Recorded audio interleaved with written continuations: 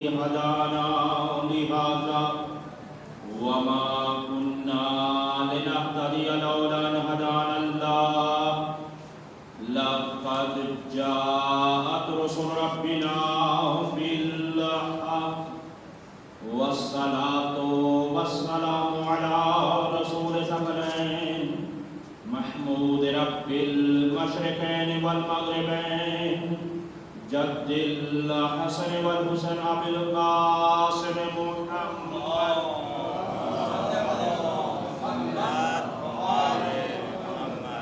وعترته الطيبين الطاهرين المعصومين لا سيما الإمام المبين والكافر الحسين وغياث المضطر المستقيم حجة الله على المخلوقين ووارث الأنبياء والمرسلين المنتظر المهدي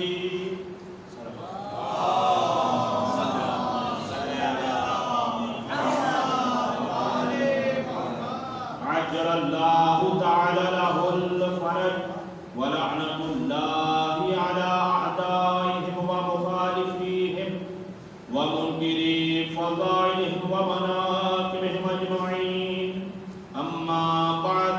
فقد قال الله سبحانه وتعالى في كتابه المجيد قل لا أسألكم عليه أجرا إلا المودة في القربى صلوات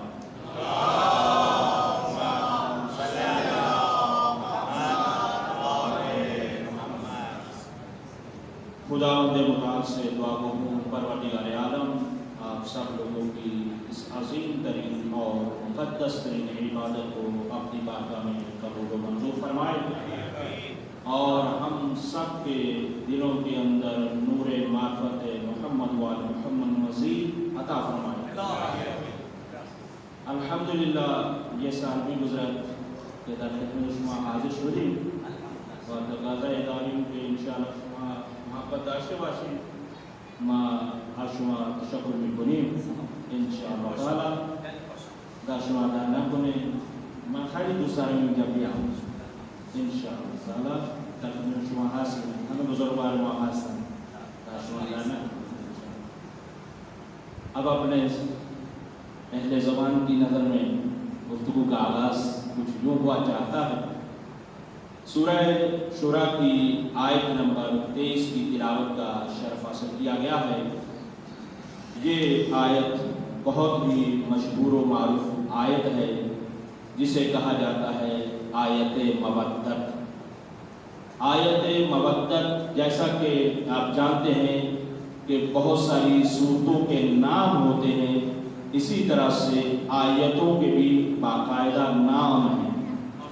جیسا کہ آیت ولایت، آیت مباہلہ، آیت تطہیر، بہرحال اسی طرح سے بہت ساری آیات کے باقاعدہ نام ہیں۔ اس آیت کا نام بھی آیت مودت ہے۔ یہ آیت اپنے اعتبار سے انتہائی اہم ترین اور عظیم ترین آیت ہے کہ جس میں ارشاد رب العزت یہ ہو رہا ہے قل لا اسألكم علیہ اجرا الا المودۃ فی القربى،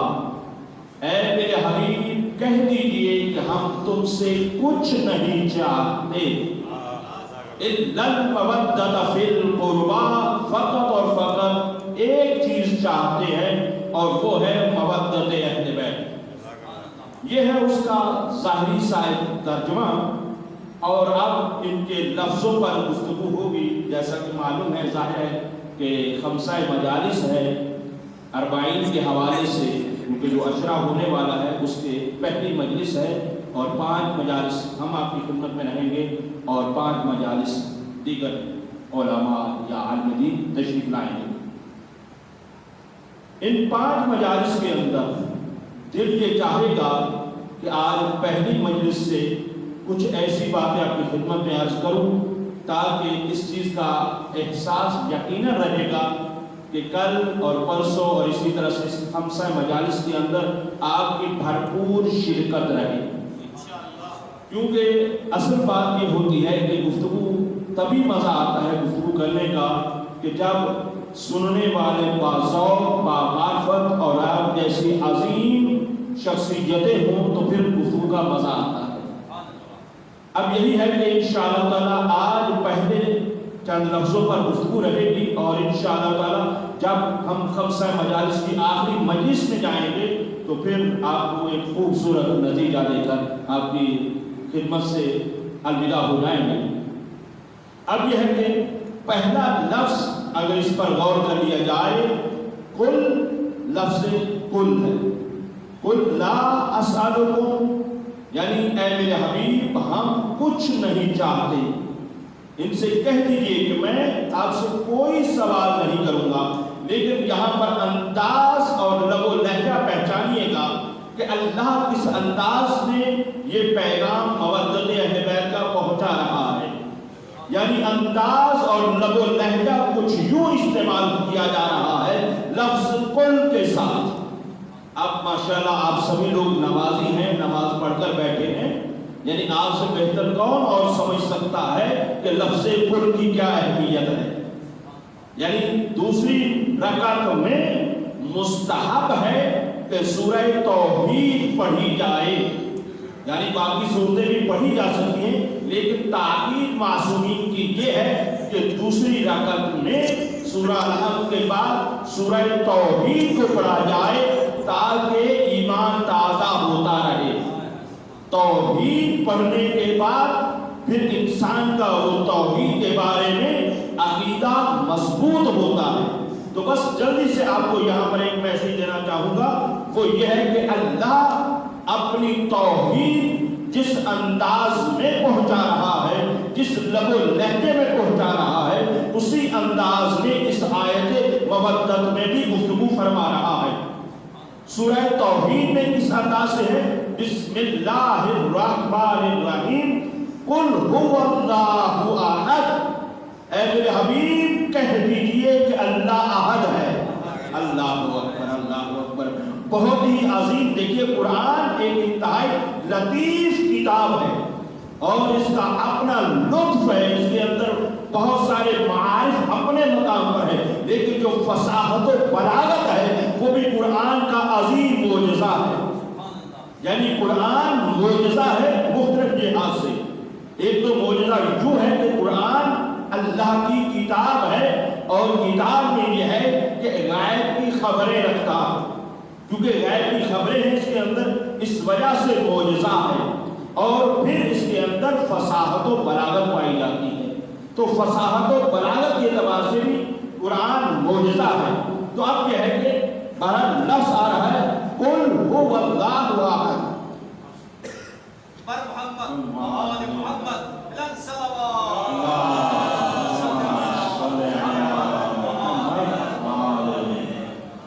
قل هو اللہ احد، یعنی لفظ احد استعمال ہوا ہے، لفظ واحد استعمال نہیں ہوا۔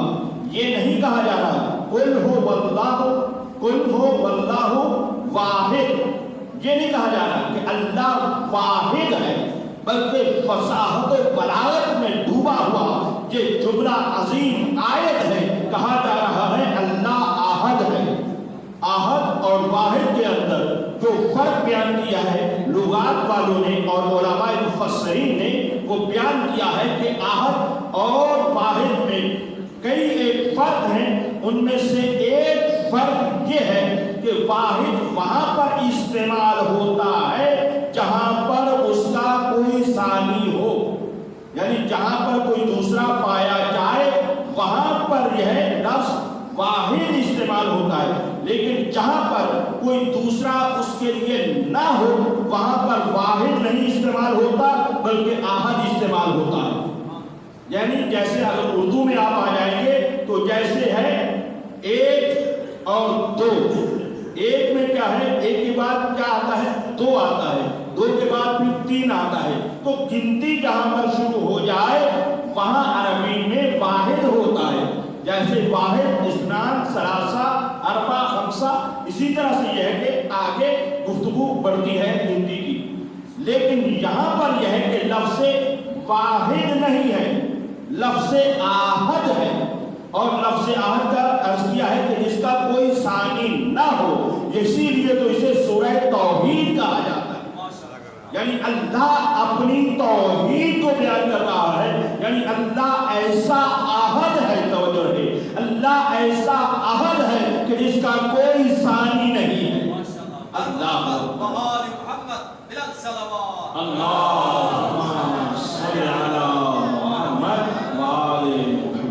اللہ ایسا احد ہے،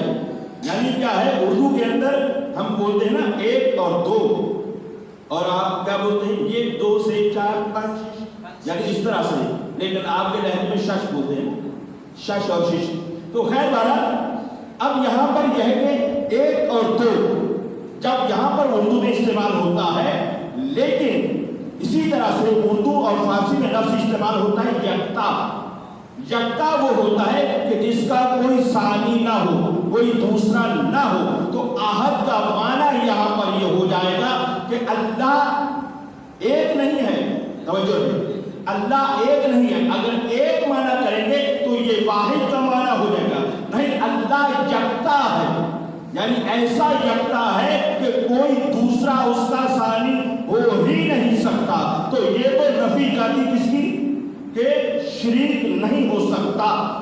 یہ ہو گئی۔ لیکن دوسرا جو لفظ استعمال ہوا ہے وہ احد اس معنی میں اور اس طرح سے ہوتا ہے کہ جس لفظ کے اندر، توجہ ہے، جس لفظ کے اندر واحد اور احد کا فرق آپ کی خدمت میں بیان کر رہا ہوں۔ واحد اور احد میں ایک فرق یہ بھی ہے کہ جب آپ واحد کہتے ہیں ممکن ہے کہ اس کے اجزاء ہو، یعنی اس کا آدھا بھی ہو، اس کا چوتھائی بھی حصہ بھی پایا جائے۔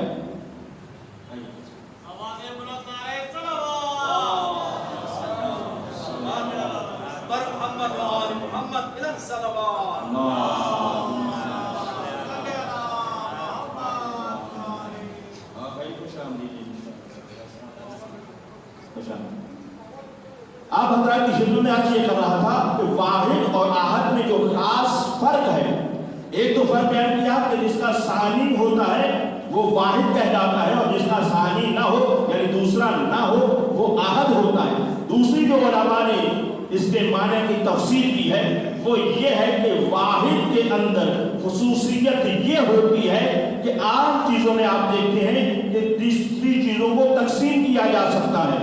یعنی اگر آپ 1 کلو کو جب آپ تقسیم کرتے ہیں تو آدھا کلو بھی کہتے ہیں، 1 پاؤ بھی کہتے ہیں، اور پونا کلو بھی استعمال کیا جاتا ہے۔ یعنی جس کے اندر تقسیم ہو جائے اسے واحد کہا جاتا ہے، یعنی ایک کہا جاتا ہے۔ لیکن جس کے اندر تقسیم نہ ہو سکے، یعنی نہ آدھا ہو سکے نہ پونا ہو سکے، وہاں پر لفظ استعمال احد اور یکتا استعمال کیا جاتا ہے۔ بس توحید اللہ نے اپنے ارادہ الہیہ کے ساتھ اس انداز میں پہنچائی ہے، فرمایا قل هو اللہ احد، اللہ احد ہے، یعنی ایسا احد ہے نہ اس کا آدھا ہو سکتا ہے نہ اس کا کوئی دوسرا ہو سکتا ہے۔ اب یہ ہے اللہ اپنی توحید کو، پہلے توحید پر عقیدہ مضبوط ہوگا تو پھر پیغمبر سمجھ میں آئیں گے، اور جب پیغمبر سمجھ میں آئیں گے تو پھر اہل بیت سمجھ میں آئیں گے۔ لہذا پہلے ضروری ہے کہ اس احد کو سمجھا جائے، اس ذات یکتا کو سمجھا جائے۔ تو اس وجہ سے میں زیادہ رک کر اسی پر گفتگو کرتا چلا جا رہا ہوں کہ اللہ کی ذات ایسی واحد نہیں بلکہ احد ہے کہ جس کا آدھا بھی نہ ہو سکے، جس کا دوسرا بھی نہ ہو سکے۔ اب یہاں پر اللہ نے جیسے اپنی توحید کو پہنچایا تھا، کیا قل هو اللہ احد، اے میرے حبیب کہہ دیجئے کہ اللہ احد ہے، اسی لب و لہجے میں اللہ یہ ارشاد فرما رہا ہے قل لا اسألکم علیہ اجرا الا المودۃ فی القربى، یعنی اللہ جس طرح سے اپنی توحید کا اعلان کل کہہ کے کر رہا ہے، اسی طرح سے مودت اہل بیت پر بھی لفظ کل سے آغاز کر رہا ہے۔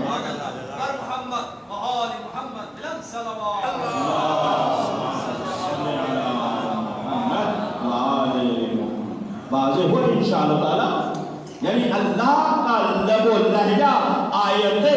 मवद्दत में क्या इस्तेमाल हो रहा है, लफ्ज आहद भी इधर से इस्तेमाल हो रहा, और उसी तरह से कुल जैसे वहां इस्तेमाल हुआ वैसे ही अल्लाह ने यहां पर भी लफ्ज कुल इस्तेमाल किया। दुरूद पढ़ दीजिएगा।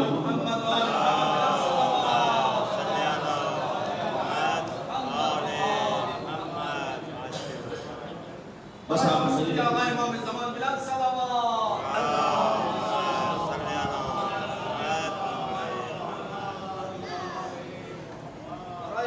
تمام شهداء كربلاء عليه الصلاة والسلام بلاد الصلوات.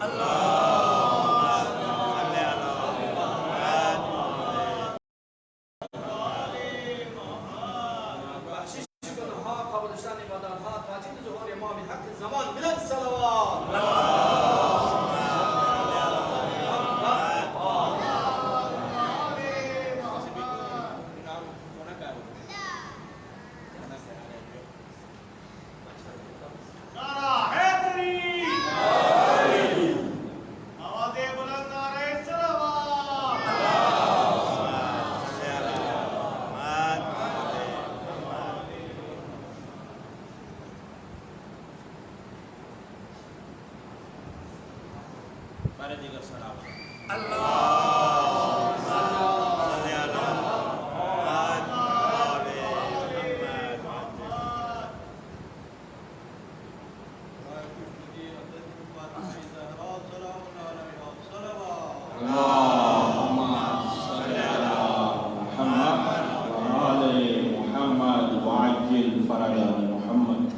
जिंदा और सलामत रहिए, मवद्दत बैत के साथ हमेशा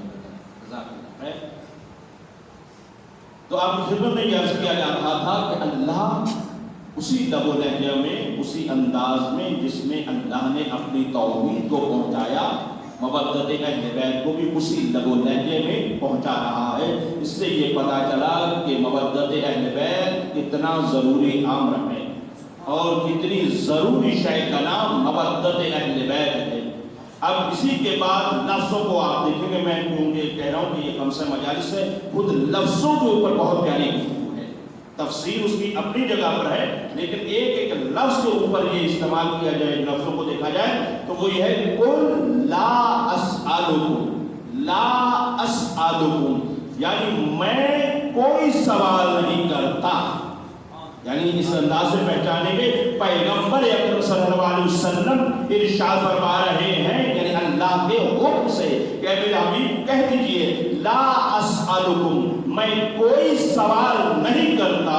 बात तो ये भी है, अभी यहीं पर रुक कर ये कहना चाहूंगा कि बात तो यही भी सोचने की है और समझने की है। ला अस्अलुकुम कहकर मेरे पैगंबर की अजमत को बयान किया जा रहा है। अल्लाहु अकबर, अल्लाहु अकबर, यानी पैगंबर की शान को इस अंदाज से बयान किया जा रहा है। अज़ीज़ानी गिरामी, आप तवज्जो फरमाएंगे, यानी ला अस्अलुकुम, मेरे हबीब इनसे कह दीजिए मैं तुमसे कोई सवाल नहीं करता। कोई सवाल नहीं करने का मतलब क्या है? मतलब यह है कि मैं तुमसे कुछ नहीं मांगता, क्योंकि उसकी वजह यह है कि मांगता वो है जो मोहताज होता है। यानी मांगता वो है जो किसी शय का मोहताज होता है। जो गनिये मुतलक का नुमाइंदा गनिये मुतलक हो, वो क्यों कर किसी से मांगेगा? और वो किस तरह से मांगे किसी से कि जब वो अल्लाह, जैसे वो अपना कादिर मुतलक है, वो गनिये मुतलक है, उसने अपनी तौहीद के बाद अपनी सिफात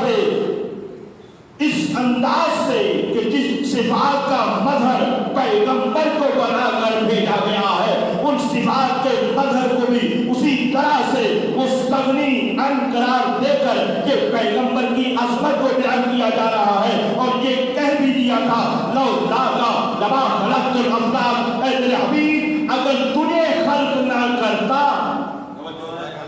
अगर तुम्हें खल्क ना करता तो कायनात की किसी शय को खल्क ना करता। अब इससे पता ये चला कायनात की हर शय पैगंबर के तसद्दुक़ में खल्क हुई है।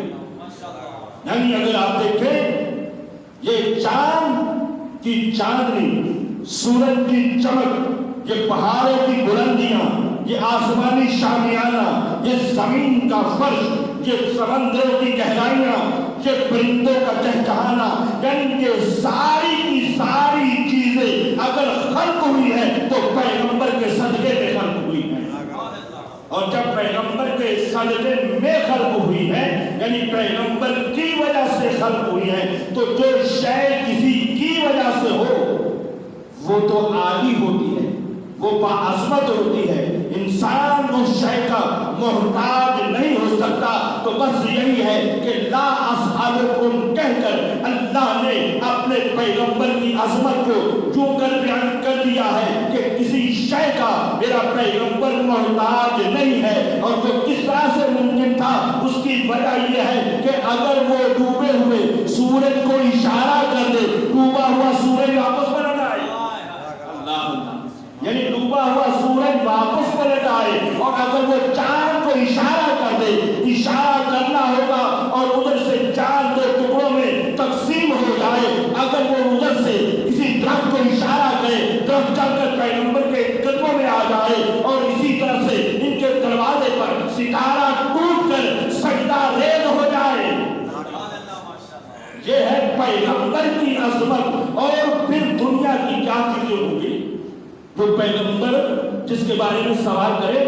کہ بھئی ہمارے ہاں تو عام طور پر یہی ہوتا ہے نا، کسی جب بڑے سے ملتے ہیں تو کچھ نہ کچھ طلب کرنے کی کوشش کرتے ہیں، لیکن یہاں پر یہ ہے کہ کچھ بھی نہیں مانگنا ہے۔ بھی وہ کیسے کیوں کر مانگ لے گا کہ جس کے نواسے کے بیٹے کا ہاتھ کا دھون ہیرے جواہرات میں بدل جائے، یعنی کس انداز سے کہ امام سید سجاد سلام علیہ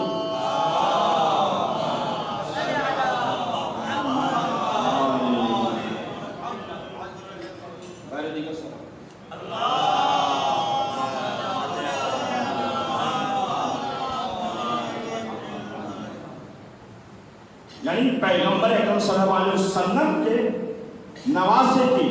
بیٹے کا ہاتھ کا دھون، یعنی امام سجاد علیہ السلام کی عظمت ظاہرہ میں ایک یہ بھی نظر آتی ہے کہ ایک مرتبہ ایک شخص امام سجاد کے ہاتھ دھوا رہا تھا، اور امام سجاد تشت میں ہاتھ دھو رہے تھے، اور جب پانی گرایا جا رہا تھا، جب پانی ہاتھوں پر گر رہا تھا، توجہ، جب پانی ہاتھوں پر گر رہا تھا تو پانی تھا، لیکن جب تشت پہ پہنچ رہا تھا تو ہیرے جواہرات، یعنی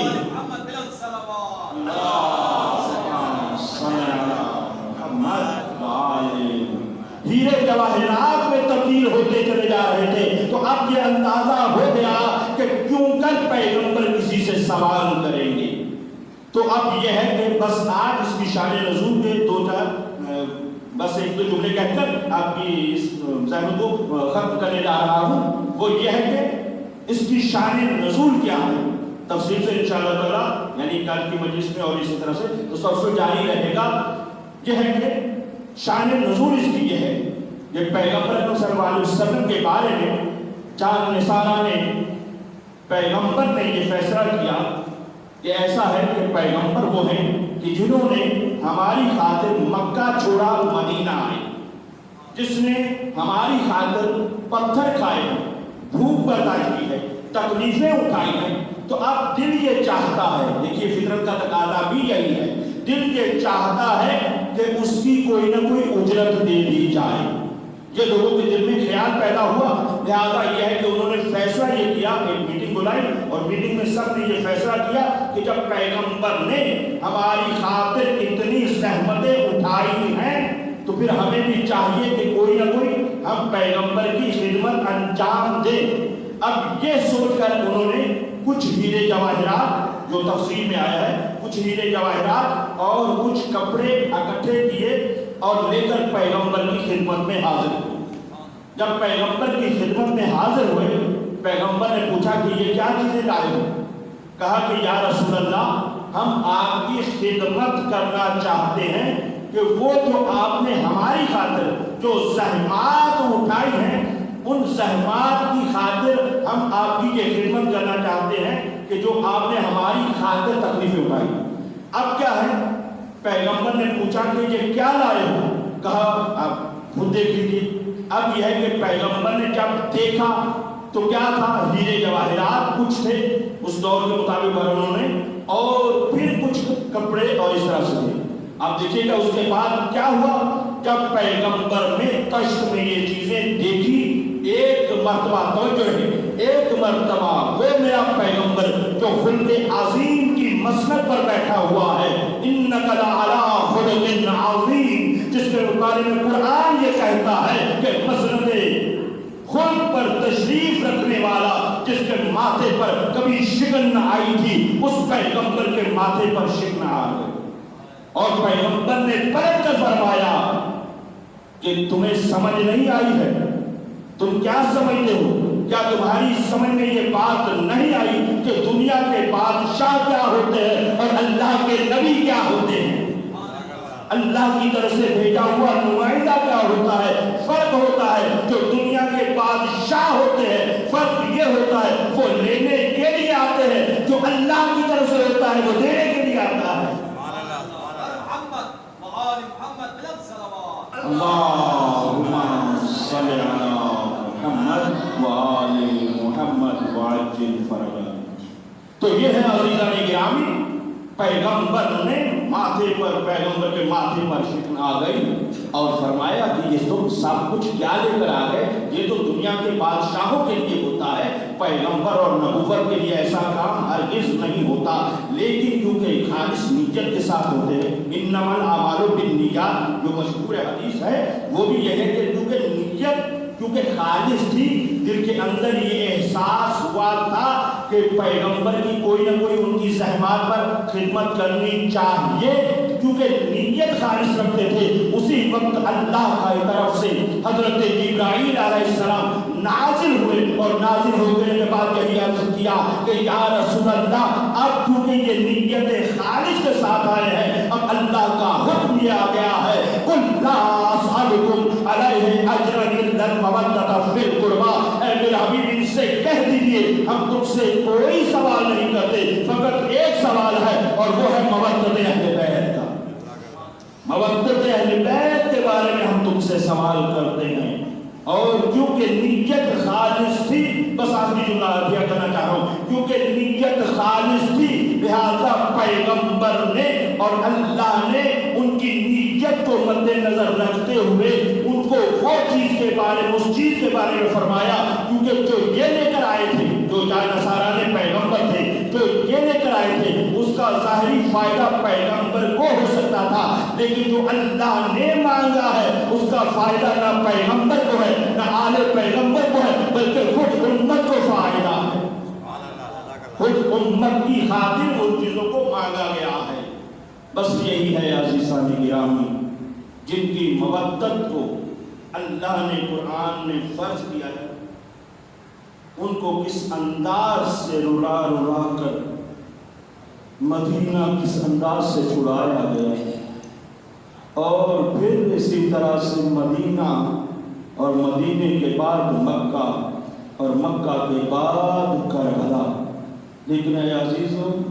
رونے کے دن بس اتنا سا عرض کر دوں کہ آپ اب چہروں کے بھی قریب ہوتے جا رہے ہیں، لیکن یہ ایام اسیر اہل بیت کی شام میں ورودی کی چل رہی ہے،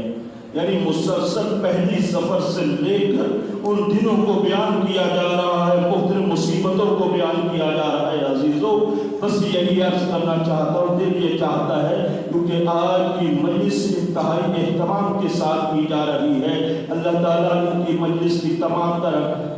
زحمات کو اپنی بارگاہ میں قبول فرماتے ہوئے اس وجہ سے دل یہ چاہ رہا ہے کہ توسل کیا جائے اس بچی سے کہ جو اپنے پاپا کے سینے کی عادی تھی۔ اگر ذہنوں میں وہ بات آ گئی ہے تو بس اتنا ہی عرض کرنا چاہوں گا، اے عزیزان گرامی، پیغمبر اکرم صلی اللہ علیہ وسلم کی شبیہ کون تھے؟ حضرت علی اکبر، اور اسی طرح سے کون شبیہ تھے؟ امام حسن کی شہزادہ قاسم، اور میرے مولا کی کون شبیہ تھے؟ حضرت عباس شبیہ تھے، اور یہ مانگی گئی ہیں شبیہ ہیں۔ لیکن اے عزیزو سنو گے، جناب जनाब सकीना की किस्मत कैसी अजीब किस्मत है। बस पहला जुमला हम यह करना चाहता हूँ अज़ादारों, और वो ये है कि आप जानते हैं ना करबला की जब जंग हुई है, करबला की जंग में क्या हुआ, हर एक करबला में आने वाला शहीद जब हो गया, अंसार शहीद हो गए, अजीज शहीद हो गए, अहले बैत के मर्द शहीद हो गए, लेकिन अजीजों बस रोने की बात तो एक ये है कि जो शहीद होता गया उसकी प्यास बुझती चली गई। रोने के लिए बहुत बड़ा जुमला है अजीजों। जब हजरत अब्बास शहीद हुए, ज़हर शहादत हुई, प्यास बुझ गई। हजरत अली अकबर शहीद हुए, प्यास बुझ गई। लेकिन अज़ादारों मैं क्या बयान करूं, तारीख ने इस बारे में कोई वाज़ेह नहीं लिखा है। नहीं मालूम सकीना कब तक प्यासी रही है, नहीं मालूम सकीना ने कितने प्यास पे सफर तय किया। लेकिन बस इतना यहाँ पर जुमला कह देता हूँ, एक मरतबा इमाम खुद फरमाते हैं हम प्यास की वजह से इतने निढाल हो चुके थे कि अब अगर कोई रस्सी में, क्योंकि एक रस्सी थी 12 गले थे, फरमाते हैं कि जब कोई हम में से एक गिरता था हम सब गिर जाते थे, यानी इतने कमजोर हो चुके थे। बस मौला आपका गुस्सा कबूल फरमाए। लेकिन हाँ अजीजों, यही बच्ची आ गई शाम के जिंदान में, आपको सलाम पेश करता हूँ। लेकिन अज़ादारों आपने भी ताज़ा वो शायद वीडियो देखी हो जो बीबी को सलाम करने में PIA के कुछ लोग गए हैं और नजदीक से खड़े होकर बीबी का मर्सिया लोहा पढ़ रहे हैं। खुश नसीब है वो लोग जिनको 40 नसीब होने वाला है, खुश नसीब है वो साहिब जो बीबी की कब्र पर जा रहे हैं। रोती हुई आंखों से इतनी दुआ मांग लो परवरदिगार हर अज़ादार को वो रोजा नसीब फरमा देना। मुझे खसूसी तौर पर एक दुआ के लिए कहा जा रहा है। एक बीबी 40 की ज़ियारत के लिए जा रही है और उनकी तमन्ना ये है मैं खैरियत से जा सकूं, कोई कानूनी मुश्किल ना आए, बस ये कहूँ था बस बीबी जब जाना तो इतनी बात कह दूं। कहते हैं कि आप जब हज़रत अब्बास की कब्र पर जाए ना तो वहाँ पर सकीना का नाम ना लेना। और फरमाते हैं जब हज़रत अब्बास की कब्र पर कोई सकीना का नाम लेता है, अरे अब्बास कब्र में परेशान हो जाते हैं। बस एक जुमला और आपकी खिदमत में आ जाता हूँ। यही बीबी सकीना शाम के जिंदान में कैदी है। लेकिन कहा जाता है शाम का जिंदान कैसा था ये बोलने के लिए ये भी काफी है। शाम का जिंदान तारीख में लिखा है, शाम का वो जिंदान था जिसकी छत नहीं थी। आज तक आपने कोई ऐसा जिंदान सुना हो तो मुझे बताना कि जिस जिंदान की छत ना हो। होता क्या था, दिन को धूप पड़ती थी, रात को नफरत पड़ती थी। लेकिन हाँ अज़ादारों यही जब छत नहीं थी, एक मरतबा बीबी सकीना अपनी फूफी के पास आती और आकर रो कर कहती ऐ फूफी अम्मा जरा मुझे ये तो बताओ ये परिंदे कहाँ जा रहे हैं, ये परिंदे कहाँ जा रहे हैं। बीबी ज़ैनब फरमाती ऐ मेरी बच्ची ये अपने रिज़्क़ की तलाश में जा रहे हैं। लेकिन अज़ादारों सुनोगे जब शाम का वक्त करीब आता तब परिंदों को वापस जाते हुए देखती बीबी चलकर फिर दामन थाम कर बीबी ये कह देती है फूफी अम्मा जरा आप बताए आप परिंदे कहाँ जा रहे हो। कहा मेरी बच्ची ये आप अपने घोंसले में जा रहे हैं, यानी अपने घरों को जा रहे हैं। ये इतना सुनना होता था या बीबी सकीना तड़प करेगी जुदा कहती थी फूफी अम्मा हम कब वतन को जाएंगे, हम कब वतन को जाएंगे। हाय जिस बच्ची को सबसे ज्यादा वतन की तमन्ना थी वो शाम में रह गई, उसकी कब्र शाम में है। वसयअलमुल्लज़ीना ज़लमू अय्यामुल कलबून अला लानतुल्लाहि अला कौमिज़ ज़ालिमीन। ऐ परवरदिगार तुझे वास्ता है जनाब सकीना के उन अजीम मसाइब का, इन हाज़रीन की नेक तमन्नाओं को पूरा फरमा। اے پروردگار عالم ان عزاداروں کی عزاداری کو قبول فرما، اے پروردگار عالم ہم سب مومنین کو نور معرفت محمد و آل محمد مزید عطا فرما، اے پروردگار تجھے واسطہ ہے جناب سکینہ کے زخمی رخساروں کا، ان کو سنتے ہیں یاد کرتے ہیں برداشت نہیں ہوتا، اے پروردگار عالم ہر مومن کی نیک تمنا کو پورا فرما، اے پروردگار عالم جو زیارت کے متمنی ہیں خصوصاً اس دفعہ اس وقت 40 پر جانا چاہتے ہیں اور اسی طرح سے ایک مومنہ کے لیے کہا گیا ہے، اللہ تعالیٰ ان کی رپورٹ کو ان کے لیے اس طرح سے بنے آئے پروردگار عالم کی کوئی رکاوٹ پیش نہ آئے، اے پروردگار عالم ہر زائر کی جو بھی مشکل ہے اس مشکل کو برطرف فرما، یا الہ کے معصومین علیہ السلام یہ عزاداری کا سلسلہ اسی طرح سے ہمیشہ قائم و دائم فرما، حاضرین مجلس کی نیک تمناؤں کو پورا فرما، ان منتظمین کی نیک حاجات کو پورا فرما، اور اسی طرح سے بانی مجلس جن کی طرف سے آج مجلس کا اور نظر و نیاز کا اہتمام کیا گیا ہے، پروردگار عالم سے دعا کرتے ہیں سید عباس آغلی ان کے لیے دعائے خیر اور ان کے اہل خانہ کے لیے دعائے صحت ہے، پروردگار عالم ان سب کو شفا کلی ہر طرح سے عطا فرما، اور ان کے جتنے بھی مرحومین ہیں ان کو سب کو اعلیٰ علین میں جگہ عطا فرما، اللہم صلی